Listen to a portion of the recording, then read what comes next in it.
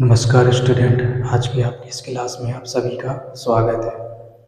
अपन class 12th का जो चौथा चैप्टर है डी और एफ ब्लॉक की तत्व वो अपन पढ़ रहे हैं। तो जिसमें अपन ने जो डी ब्लॉक होते हैं है ना, जिनको अपन संक्रमण तत्व भी कहते हैं। तो संक्रमण तत्व क्यों कहते हैं, ठीक है ना, और इनको क्या है डी ब्लॉक में ही क्यों रखा गया इन तत्वों को, तो उसके बारे में अपन ने पढ़ लिया था। और साथ में ही जो 3D संक्रमण श्रेणी या प्रथम संक्रमण श्रेणी होती है उसका अपन ने इलेक्ट्रॉनिक विन्यास में देख लिया था।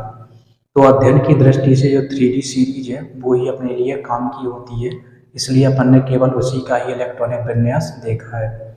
ठीक है, बाकी का अपन इलेक्ट्रॉनिक विन्यास नहीं देखेंगे। यदि आपको देखना है तो आप बुक से उसको देख सकते हैं। बाकी अपन को केवल जो 3D श्रेणी होती है उसी के ही अपन को है ना इलेक्ट्रॉनिक विन्यास जरूरी होते हैं। और इसका जो सामान्य इलेक्ट्रॉनिक विन्यास है वो अपन को ध्यान रखना है। आज अपन को पढ़ना है संक्रमण धातुओं की विशेषताएं या अभिलक्षण। ठीक है, तो संक्रमण धातुओं की क्या विशेषताएं होती हैं या उनके जो अभिलक्षण हैं वो क्या होते हैं, तो उनके बारे में अपन को पढ़ना है। ये सभी क्या हो गए अपने लिए इम्पोर्टेंट होते हैं। ठीक है, ये सभी क्या है अपने लिए इम्पोर्टेंट है। अभी केवल इनकी है ना लक्षण देखते हैं अपन। अभी केवल अपन इसके केवल लक्षण देखते हैं। ठीक है, उसके बाद फिर अपन है ना इनका अपन डिटेल से भी पढ़ेंगे। मतलब इन जो पॉइंट लिखेंगे अपन इनसे कुछ रीजनिंग क्वेश्चन बनते हैं। ठीक है, तो उन रीजनिंग क्वेश्चन को अपन डिटेल से भी पढ़ेंगे। तो इसमें अपन सबसे पहले लिखेंगे जो कि संक्रमण धातु है ना, तो धातुएं क्या होती है कठोर होती हैं। ठीक है ना, तो इसमें पहला जो पॉइंट अपन लिखेंगे कि जो आपकी जो संक्रमण धातुएं हैं ये जो डी ब्लॉक के हैं है ना, जो तत्व होते हैं क्या होते हैं कठोर और उच्च गलनांक वाले होते हैं। ठीक है, ये क्या होते हैं ये कठोर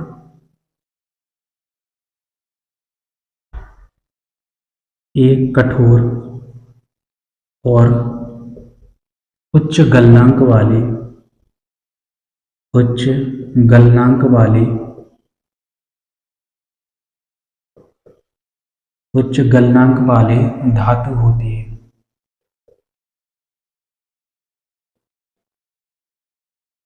उच्च गलनांक वाले धातु होते हैं, यानी कि ये क्या होती है कठोर होती है। ठीक है, और इनका जो गलनांक है वो भी क्या होता है ज़्यादा होता है। ठीक है, तो गलनांक ज़्यादा क्यों होता है उसके बारे में भी अपन पढ़ेंगे। ठीक है, दूसरा पॉइंट है कि क्या होती है ये परिवर्ती संयोजकता प्रदर्शित करती है। अपन देखेंगे कि परिवर्ती संयोजकता क्या होती है। इसको अपन परिवर्ती ऑक्सीकरण अंक भी बोल सकते हैं और परिवर्ती संयोजकता भी कह सकते हैं, है ना। तो इसमें लिखेंगे ए परिवर्ती संयोजकता, परिवर्ती बोल सकते हैं या फिर परिवर्तनशील बोल सकते हैं। ये क्या बोल सकते हैं परिवर्तनशील भी अपन बोल सकते हैं, है ना। परिवर्ती संयोजकता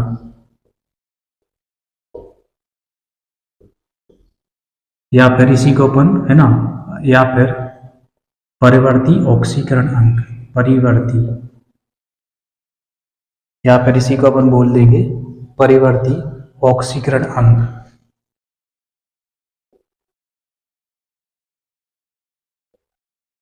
ऑक्सीकरण अंक दर्शाते हैं, ऑक्सीकरण अंक दर्शाते हैं। ठीक है, परिवर्ती क्या करती है ऑक्सीकरण अंक भी दर्शाते हैं। इसके बाद अगला अपन देखेंगे ये क्या होती है संकुल यौगिक बनाती है। ठीक है, ये क्या बनाती है ये संकुल यौगिक भी बनाती है। ये संकुल यौगिक, ये संकुल यौगिक बनाती हैं।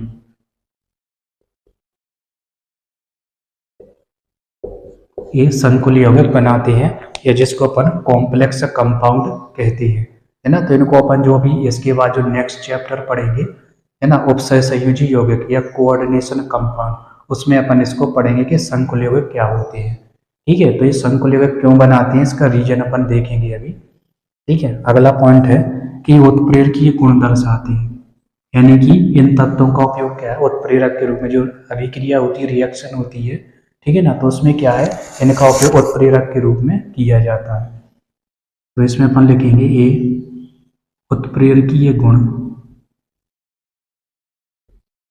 उत्प्रेरकीय गुण प्रदर्शित करते हैं। उत्प्रेरकीय गुण प्रदर्शित करते हैं। उत्प्रेरकीय गुण प्रदर्शित करते हैं। अगला देखेंगे तो ये क्या बनाते हैं, ये रंगीन यौगिक बनाते हैं, मतलब ऐसे कंपाउंड बनाएंगे जो क्या होंगे, कलरफुल होंगे, है ना। तो ये रंगीन यौगिक, ये रंगीन यौगिक बनाते हैं।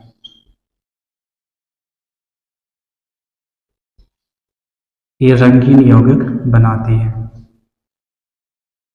ठीक है ना। ये क्या करते हैं, रंगीन यौगिक बनाते हैं।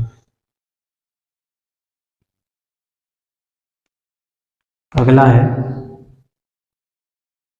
इनमें अधिकांश, इनमें अधिकांश,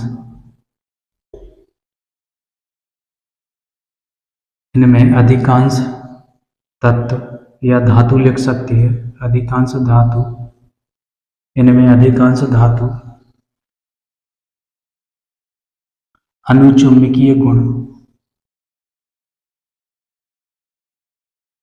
अनुचुंबकीय गुण प्रदर्शित करते हैं, अनुचुंबकीय गुण प्रदर्शित करते हैं। क्या करते हैं, अनुचुंबकीय गुण प्रदर्शित करते हैं। तो अनुचुंबकीय क्या होता है ना, इसको अपन पैरामैग्नेटिक बोलते हैं। अनुचुंबकीय मतलब पैरामैग्नेटिक इसको बोलते हैं, है ना। तो इसके बारे में भी अपन पढ़ेंगे अभी। अगला है,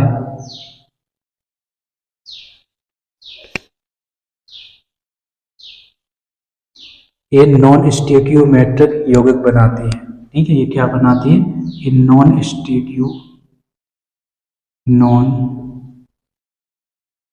स्टोकियोमेट्रिक,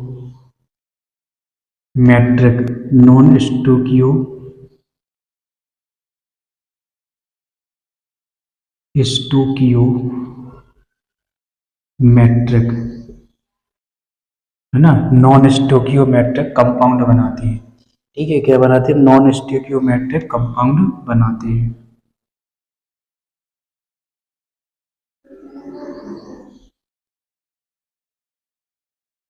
ठीक है, ये कुछ क्या है, इसके अभिलक्षण है या गुण होते हैं, है ना, संक्रमण धातुओं के। अब एक एक करके अपन इनका पूरा डिटेल से पढ़ेंगे, ठीक है, कि ऐसा ये क्यों करते हैं, इनका रीजन जानेंगे, है ना। तो इसी से संबंधित कुछ रीजनिंग क्वेश्चन भी बनते हैं, ठीक है ना। तो उसके बारे में अपन पढ़ेंगे।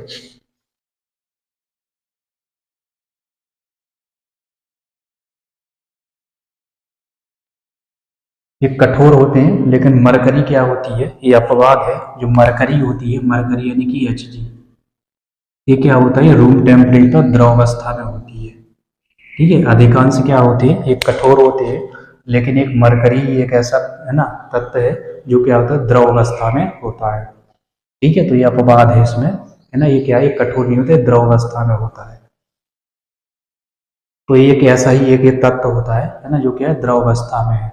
एक अधातु की बात करें, फिलहाल वो पी ब्लॉक में आता है आपका, है ना, ब्रोमीन, ठीक है। तो ब्रोमीन क्या है, द्रव अवस्था में होता है, एक अधातु होती है और वो पी ब्लॉक में आता है। लेकिन अगर तत्व की या धातु की बात करें तो मरकरी क्या है, द्रव अवस्था में होता है।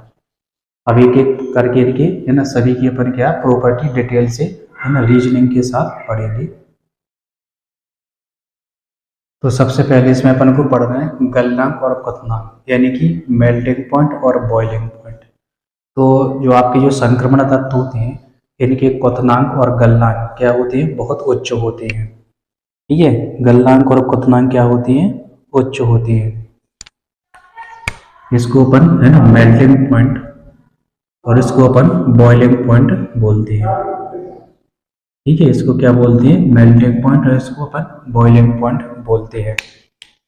तो इनके जो मेल्टिंग पॉइंट यानी कि जो गलनांक और क्वथनांक है वो उच्च होती है। तो कारण इसका ये होता है, कारण है इसका अनपेयर्ड इलेक्ट्रॉन, यानी कि जो आपके जो डी ब्लॉक होता है, ठीक है ना, यदि उसमें, है ना, तत्व क्या है, पूर्ण रूप से जो इलेक्ट्रॉन है उसमें भरे नहीं होते हैं, है ना। तो इसके कारण क्या है, इनका गलनांक और क्वथनांक क्या होता है, ज्यादा हो जाता है, ठीक है। तो जो संक्रमण तत्वों के जो द्रव्यनांक यानी कि क्वथनांक है वो क्या होते हैं, उच्च होती है।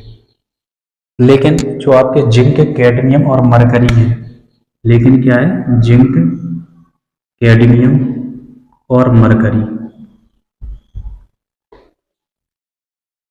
मरकरी, इनकी क्या होती है, ये निम्न होते हैं। ठीक है, गलनांक और क्वथनांक क्या होते हैं, निम्न होते हैं। मेल्टिंग पॉइंट और बॉइलिंग पॉइंट निम्न होते हैं, यानी कि कम होते हैं।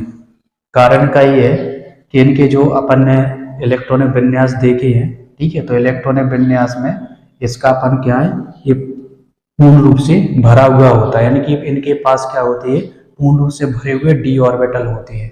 ठीक है, यदि जिंक का देखें अपन, ठीक है, तो जिंक 30, इलेक्ट्रॉनिक वितरण यदि अपन इसका देखें तो ये होता है 1s2, 2s2, 2p6,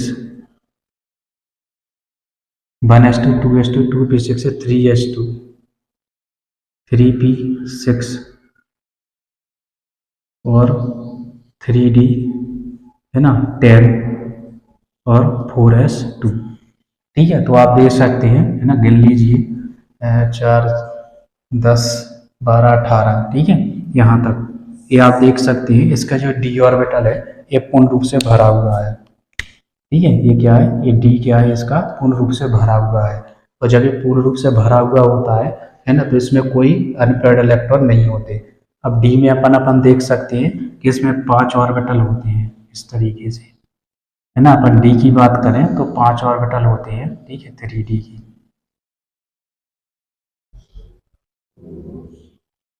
तो इस तरीके से इसमें क्या है, सभी में इलेक्ट्रॉन इस तरीके से भर जाएंगे। ठीक है, तो कहीं कोई अनपेयर्ड इलेक्ट्रॉन भी नहीं है। ठीक है, और साथ में क्या है, इसमें जो ऑर्बिटल है ये पूर्ण रूप से भरा हुआ है। ठीक है, ये जो डी ऑर्बिटल है ये क्या है, पूर्ण रूप से भरा है, पूर्ण रूप से भरा हुआ है डी ऑर्बिटल।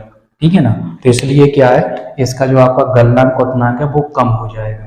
ठीक है, गलनांक क्वथनांक क्या हो जाएगा, कम हो जाएगा। लेकिन बाकी में अपन देखें, है ना, तो उसमें अपूर्ण रूप से भरे हुए डी ऑर्बिटल होते हैं। यानी कि जो डी ऑर्बिटल है ना, उसमें, है ना, आंशिक रूप से भरे हुए थे या पूर्ण नहीं होते हैं, मतलब उसमें 10 इलेक्ट्रॉन से कम रहेंगे उसमें इलेक्ट्रॉन, और 10 इलेक्ट्रॉन से कम रहेंगे उसमें। ठीक है, तो इससे क्या होता है, उनका जो मेल्टिंग और जो बॉइलिंग पॉइंट है वो ज़्यादा हो जाता है। ठीक है, तो ये आपको ये रीजनिंग में ये ध्यान रखना है कि इनका मेल्टिंग पॉइंट और बॉइलिंग पॉइंट ज़्यादा क्यों होता है। तो इनमें क्या है, अपूर्ण रूप से भरे हुए डी ऑर्बिटल होते हैं, इसलिए इनका गलनांक और क्वथनांक, है ना, ज़्यादा होता है। लेकिन जिंक, कैडमियम और मरकरी, ये 3 तत्व ऐसे होते हैं, है ना, इनमें क्या होते हैं कि आपके पूर्ण रूप से भरे हुए डी ऑर्बिटल होते हैं, इसलिए इनका क्या है, मेल्टिंग पॉइंट और बॉइलिंग पॉइंट कम हो जाता है। ठीक है, आई होप कि आपको ये चीज़, है ना, ये समझ में आया होगा। है, यहीं से रीजनिंग क्वेश्चन बनता है। ठीक है ना, इसमें क्या है, यहीं से रीजनिंग क्वेश्चन बन सकता है कि जिंक, कैडमियम और मरकरी के जो गलनांक और क्वथनांक है वो कम क्यों होते हैं। ठीक है, तो कारण उसका ये है। इसके अलावा और भी तत्व पूछ सकते हैं, ठीक है ना, जैसे स्कैंडियम है, टाइटेनियम है, वेनेडियम है ना, इनके बारे में भी पूछ सकते हैं कि इनका क्वथनांक और गलनांक उच्च क्यों होते हैं। तो कारण उसका है अपूर्ण रूप से भरे हुए डी ऑर्बिटल। ठीक है, अब इसके बाद अपन देखेंगे इसमें परिवर्ती संयोजकता या फिर परिवर्ती ऑक्सीकरण अवस्था। इसमें पढ़ना है अपन को ऑक्सीकरण अवस्था, दूसरी अपन को, है ना, इससे भी, यहाँ से भी रीजनिंग क्वेश्चन आपके बहुत सारे बन सकते हैं। ठीक है, तो सबसे पहला तो यही है कि परिवर्ती संयोजकता ये क्यों दर्शाते हैं। ठीक है ना, तो पहला कारण ये है ना, ये रीजनिंग क्वेश्चन बन सकते हैं आपके इसमें कि परिवर्ती ऑक्सीकरण अवस्था क्यों दर्शाती है संक्रमण तत्व। ठीक है, इसके अलावा एक क्वेश्चन बन सकता है कि इसमें सबसे ज़्यादा जो ऑक्सीकरण अवस्था है वो किसकी होती है ना, अगर 3D सीरीज की बात करें।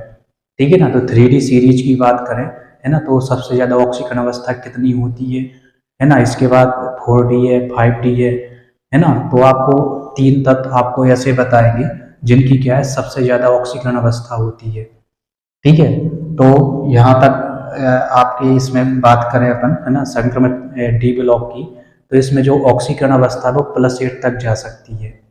ठीक है ना, तो +8 तक पूरी आवर्त सारणी में 2 ही तत्व ऐसे होते हैं जिनकी क्या होती है, +8 ऑक्सीकरण अवस्था होती है। ठीक है, किसकी, एक तो है ऑस्मियम, ठीक है, और एक है इसमें रूथेनियम। ये दो तत्व ऐसे होते हैं या दो धातुएं ऐसी होती हैं जिनकी जो ऑक्सीकरण अवस्था है वो +8 तक जाती है। ठीक है, तो सबसे ज्यादा ऑक्सीकरण अवस्था ऑस्मियम और रूथेनियम दर्शाते हैं। वहीं पे अपन मैग्नीज की बात करें, ठीक है, मैग्नीज, तो इसकी जो ऑक्सीकरण अवस्था होती है वो आपकी +7 तक जाती है। ठीक है, कितनी होती है, ये होती है आपकी +7 तक,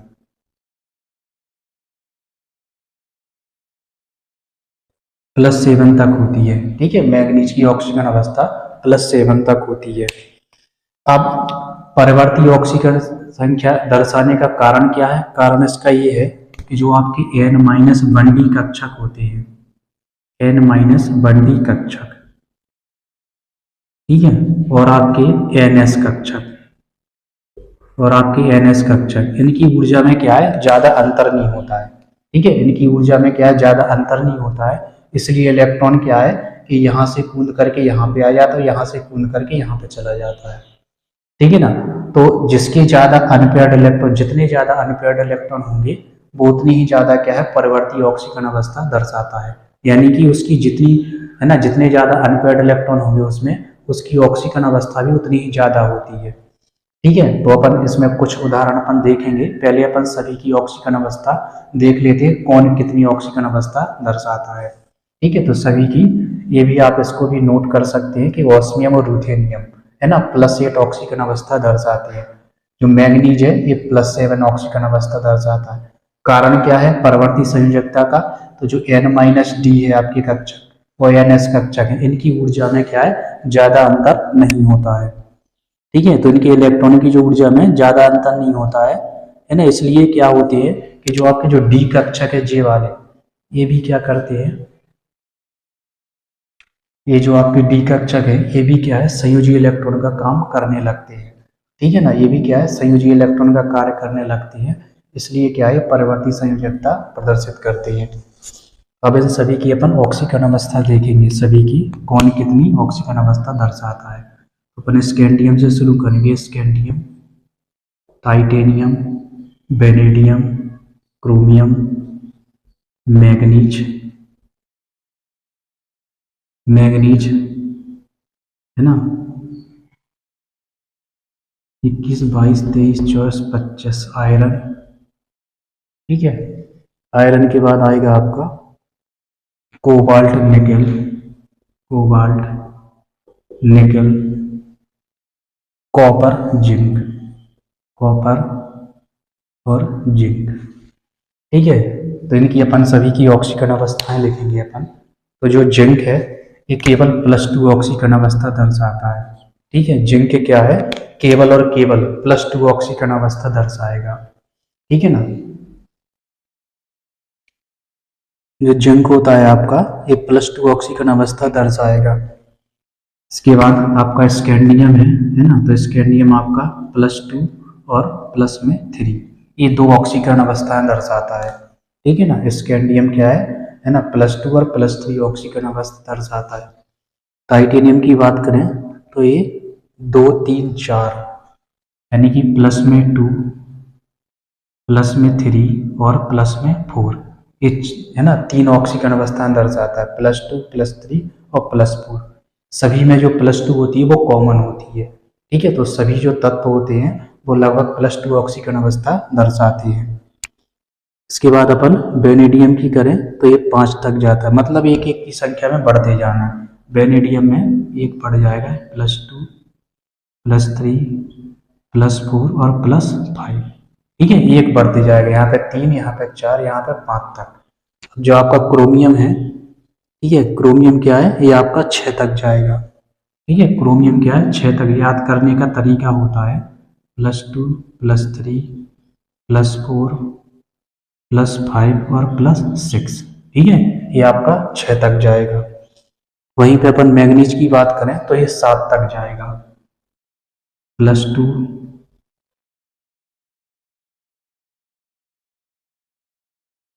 हाँ, क्रोमियम में +1 और होती है ना, यहाँ पे +1 और लिखेंगे। क्रोमियम क्या है, +1 भी शो करता है, और ये +2। +2 +3 प्लस में 4 प्लस में 5 +6 और +7, ये 7 तक जाता है। ठीक है, तो इस सीरीज में जो मैग्नीज है इसी की सबसे ज़्यादा ऑक्सीकरण अवस्था होती है। ठीक है, +7 तक। आयरन का देखें अपन, है ना, तो जो आयरन है ये +2 से, है ना, +6 तक जाता है। आयरन भी आपका +2 +3 +4 +5 और +6। अब एक एक से कम होते जाना है। ठीक है, एक एक से क्या है, कम होते जाएंगे। ये जाएगा 5 तक। कोबाल्ट है, ये 5 तक जाएगा, +5 तक। ठीक है, इसके बाद जो आपका निकेल है ना, तो निकेल आपका 4 तक जाता है। निकेल 4 तक जाएगा, 2 +3 और +4।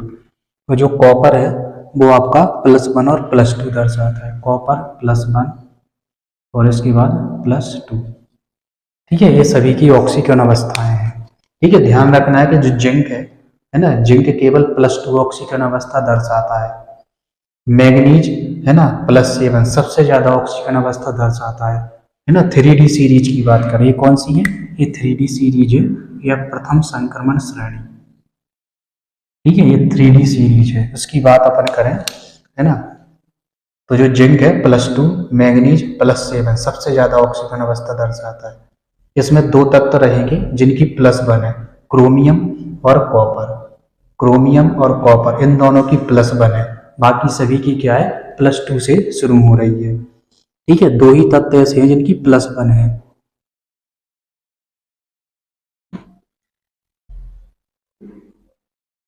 ठीक है, तो इस तरीके से, है ना, इनकी सभी की अपन ने क्या है, ऑक्सीकरण अवस्थाएं देखी। इस तरीके से हमने, है ना, इन सभी की जो 3D सीरीज है, इनकी तत्वों की या जो धातुएं होती हैं उनकी अपन ने ऑक्सीकरण अवस्था देखी। अब मैग्नीज है +7 तक कैसे जाता है। ठीक है, तो इसका अपन इलेक्ट्रॉनिक वितरण देखेंगे तो उससे चीजें अपन को पता चल जाएंगी, तो उसको भी अपन देख लेते हैं। अब जो मैग्नीज है हर जगह +7 नहीं रहेगा।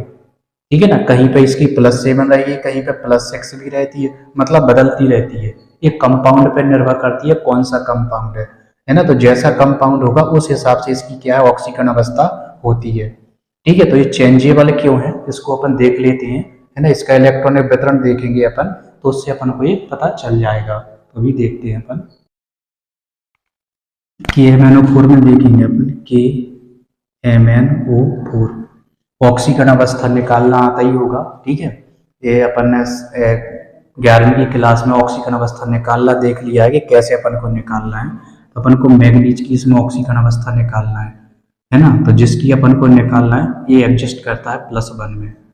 ठीक है, ये क्या करेगा, ये +1 में एडजस्ट करेगा। मैग्नीज की अपन को निकालना है तो x प्लस में ऑक्सीजन की कितनी थी, -2 होती है। ठीक है, ये -2 में एडजस्ट करता है। और ऐसे कितने 4 हैं ऑक्सीजन, कितने हैं ऑक्सीजन, 4 हैं।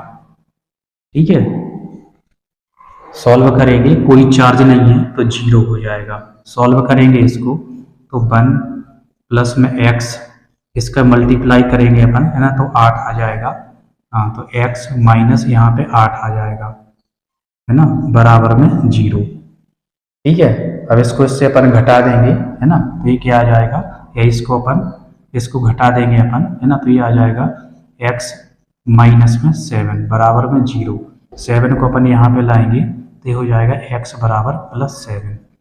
ठीक है, तो यहाँ पे मैग्नीज की क्या है, ऑक्सीकरण अवस्था कितनी है, +7 है। तो क्यों जा रही है ना, तो इसको अपन इलेक्ट्रॉनिक विन्यास देखेंगे मैग्नीज का। Mn कितना होता है मैग्नीज का, 25 होता है। ठीक है, तो इलेक्ट्रॉनिक वितरण हो जाएगा 1s2 2s2 2p6 3s2 3p6। ठीक है, ये तो सबसे सेम रहेगा। ठीक है, ये क्या रहेगा, ये सभी में सेम रहेगा, है ना। 2 2 4 10 18। मेन क्या होता है यहाँ पे, कितना रहेगा, 3d5 रहेगा, और यहाँ पे रहेगा 4s2। ठीक है, तो इतने कितने, 18 20 और 5 25। मेन होता है जी वाला। ठीक है, तो यहाँ पे 3d5, यहाँ पे 4s2। अब इसको क्या करेंगे अपन, इसको ऑर्बिटलों में भरेंगे इलेक्ट्रॉनों को इस तरीके से।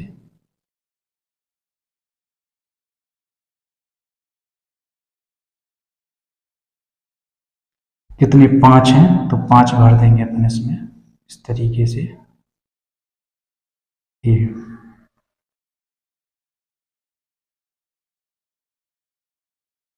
4s बना देंगे इस तरीके से,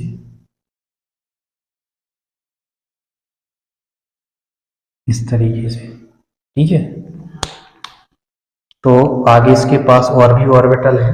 ठीक है, 3d या तो 4s 4p भी आ जाएगा इसके पास। ठीक है, 3d यहाँ पे 4s भी आ जाएगा, इसके 4p भी आ जाएगा, 4p। ठीक है, भरे ही भरा नहीं है, और यहाँ पे 4d भी आ जाएगा। ठीक है, तो भले ही ये भरा नहीं है लेकिन है इसके पास, है ना, 4s2 है ना, तो इसके पास है। ठीक है, तो ये आपकी ये क्या होती है, ग्राउंड स्टेट। स्टेट भी दो, ग्राउंड स्टेट और एक्साइटेड स्टेट, है ना। तो ग्राउंड स्टेट में कुछ इस तरीके की रहेगी इसमें, है ना, 5 अनपेयर्ड इलेक्ट्रॉन है इसमें। ठीक है, लेकिन जब इसको एनर्जी देंगे तो जो इलेक्ट्रॉन है ये कूद करके 4p में यहाँ पे आ जाएगा। ठीक है, इस तरीके से। अभी अपन इसको पढ़ेंगे, जब अपन उपसय संयोजी यौगिक पढ़ेंगे तब पढ़ेंगे इस चीज को। ठीक है, तो यहाँ पे ये इलेक्ट्रॉन कूद करके यहाँ पे आ सकता है ना, जिससे क्या है, ये +7 ऑक्सीजन अवस्था दर्शा सकता है। ठीक है ना, लेकिन जब इसको अपन कंपाउंड पढ़ेंगे उपसय संयोजी यौगिक, तो वहां पे इन चीजों को बहुत अच्छे तरीके से अपन पढ़ेंगे। ठीक है, अभी तो केवल समझने के लिए मैंने आपको बताया है ना, कि यहाँ पे क्या है, मैंगनीज की +7 ऑक्सीजन अवस्था है।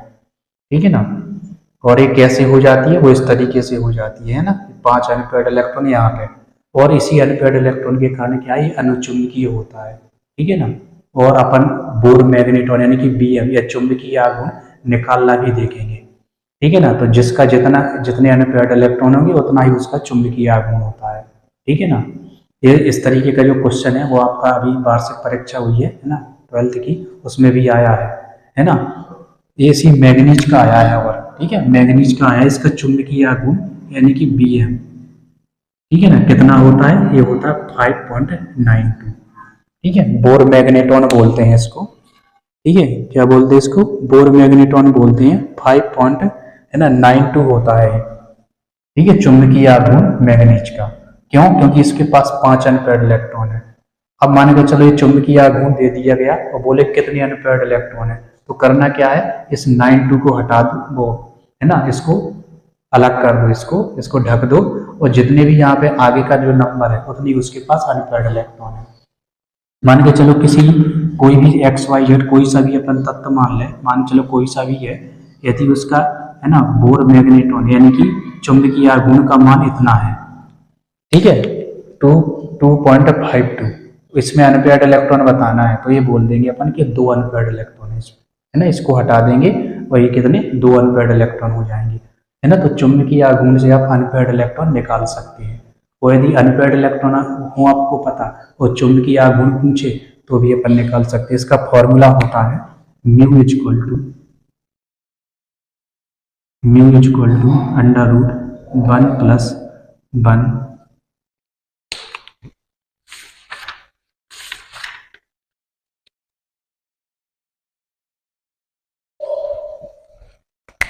n +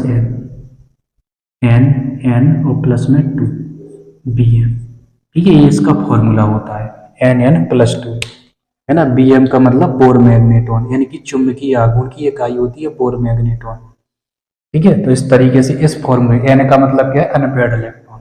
ठीक है, n का मतलब क्या है, अनपेयर्ड इलेक्ट्रॉन है, उससे अपन ये चुंबकीय आघूर्ण निकाल सकते हैं। अभी अपन पढ़ेंगे इस पॉइंट को। ठीक है ना, इसको क्या है अपन पढ़ेंगे अभी, है ना, चुंबकीय आघूर्ण में या चुंबकीय गुण में। ठीक है, उसमें अपन ये पढ़ेंगे, है ना, पढ़ेंगे कि पैरामैग्नेटिक क्या होता है, डायमैग्नेटिक क्या होता है, मतलब अनुचुंबकीय और प्रतिचुंबकीय क्या होते हैं वो अपन पढ़ेंगे। तो जिसमें अनपेयर्ड इलेक्ट्रॉन हो जाएगा वो आपका अनुचुंबकीय की पैरामैग्नेटिक हो जाएगा, और जिसमें अनपेयर्ड इलेक्ट्रॉन नहीं है, सभी जोड़े में है, ठीक है ना, तो वो डायमैग्नेट या फिर आपका प्रतिचुंबकीय हो जाता है। ठीक है, तो इस तरीके से ये, है ना, परवर्ती संयोजकता दर्शाती है। इसको और अच्छे डिटेल से अपन जब उपसय संयोजक वाला, है ना, चैप्टर पढ़ेंगे तो उसमें ये चीजें और क्लियर हो जाएंगी आपको। अब इसमें एक और चीज आती है कि जब अपन कंपाउंड, है ना, पढ़ेंगे जो आपके संकुल यौगिक है, है ना, उनके बारे में पढ़ेंगे तो उसमें भी दो चीज़ें होती हैं, एक तो प्रबल क्षेत्र लिगेंड, वो एक होता है ना दुर्बल क्षेत्र लिगेंड। ठीक है, तो उसके बारे में वो वाली चीज़ें, इसमें क्या है, अगर प्रबल क्षेत्र लिगेंड है, ठीक है ना, संकुल यौगिक में प्रबल क्षेत्र लिगेंड है, तो ये क्या, ये जोड़ा बना लेता है। ठीक है ना, ये क्या करेगा, ये जोड़ा बना लेगा, इससे क्या है, इसमें अनपेयर्ड इलेक्ट्रॉन फिर नहीं रहेंगे। ठीक है, तो ये बहुत सारी चीज़ें हैं ऐसी। ठीक है, तो जिसके बारे में अपन पढ़ेंगे आगे। ठीक है, तो चीज़ें आपको क्या है, धीरे धीरे इसमें ये समझ में आएंगी। तो इस तरीके से अपन ने जो आपके जो है ना, अपन ने ऑक्सीकरण अवस्था के बारे में पढ़ा। अब इसके बाद अपन है ना पढ़ेंगे रंगीन यौगिक।